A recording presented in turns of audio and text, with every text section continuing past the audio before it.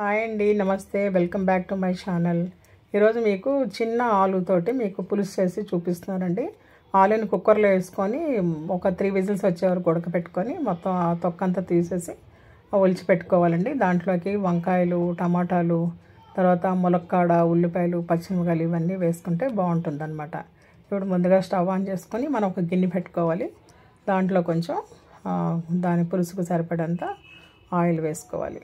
Oil కొంచెం బాగా heat అవ్వనివ్వాలండి.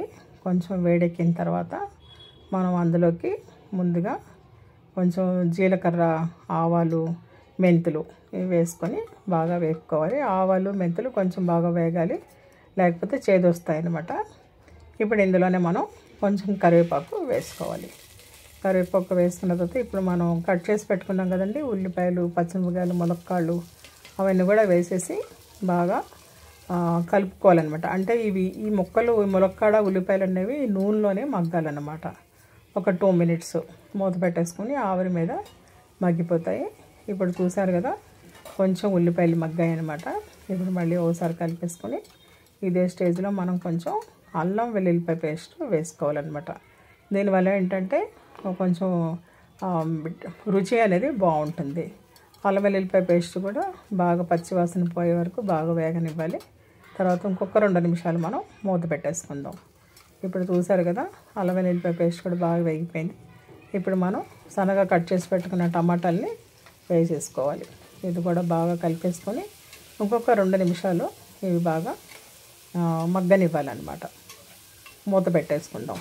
మూత పెట్టుకుని మగ్గబెట్టేసుకుందాము ఒక 2 మినిట్స్. తర్వాత మూత తీసుకుని ఇప్పుడు మనం ఒకసారి కలిపేద్దామండి. కలిపేసుకుని ఈ స్టేజ్లోనే మనం దీంట్లో ఉప్పు, కొంచెం పసుపు, ఉప్పు టేస్ట్కి సరిపడా ఉప్పు, పసుపు 2 వేసుకుని ఒకసారి బాగా కలిపేసుకుని మళ్ళీ ఇంకొక 2 మినిట్స్ మగ్గనియాలన్నమాట. ఈ బేబీ పొటాటో తోటి కుర్మా చేసుకోవచ్చండి. తర్వాత దీంతో దమ్ బిర్యానీ చేసుకుంటే బాగుంటుంది. ఈసారి మీకు ఎప్పుడన్నా దమ్ బిర్యానీ చేసి చూపిస్తానండి. ఇప్పుడు ఇవన్నీ 2 వేసుకొని ఇప్పుడు బాగా కలిపేసాం కదా, ఇంకొక 2 నిమిషాలు మగ్గనిద్దాం మూత పెట్టేసుకొని.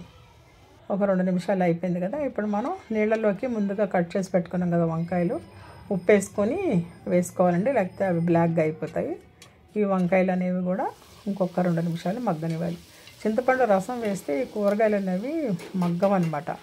అందుకనేసి మనం ముందుగానే నూనెలోనే ఇవన్నీ కూడా మగ్గబెట్టుకోవాలి. 2 మినిట్స్ అయిపోయింది కదా, చూసారుగా కొంచెం వంకాయలు కూడా మగ్గాయి అన్నమాట. ఈ స్టేజ్లో మనం దీనికి ఈ పులుసుకు సరిపడంత కారం వేసుకోవాలన్నమాట. నేనైతే ఒక 2 స్పూన్స్ వేసానండి. ఇప్పుడు దీన్ని బాగా కలిపేసుకొని ఇప్పుడు మనం ముందుగా ఒలిచి పెట్టుకున్నాం కదండి, ఆలు మొత్తం వేసేసుకోవాలి. ఆలు వేసేసుకొని ఉప్పు, కారం, పసుపు ఇదంతా కూడా దానికి బాగా పట్టేలాగా బాగా కలుపుకోవాలన్నమాట.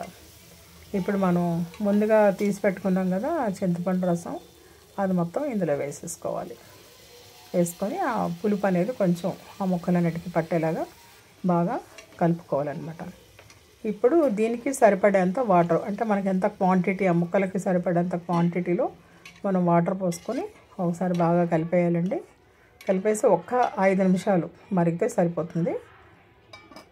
మూత పెట్టేసుకుందాం.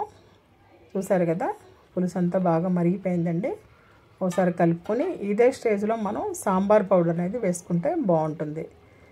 లేదు సాంబార్ పౌడర్ వద్దనుకుంటే మనం కొంచెం నువ్వులు వేపేసి దాన్ని మెత్తగా మిక్సీ పట్టుకొని ఆ పౌడర్ని కూడా ఇందులో వేసుకుంటే టేస్ట్ బాగుంటుందండి.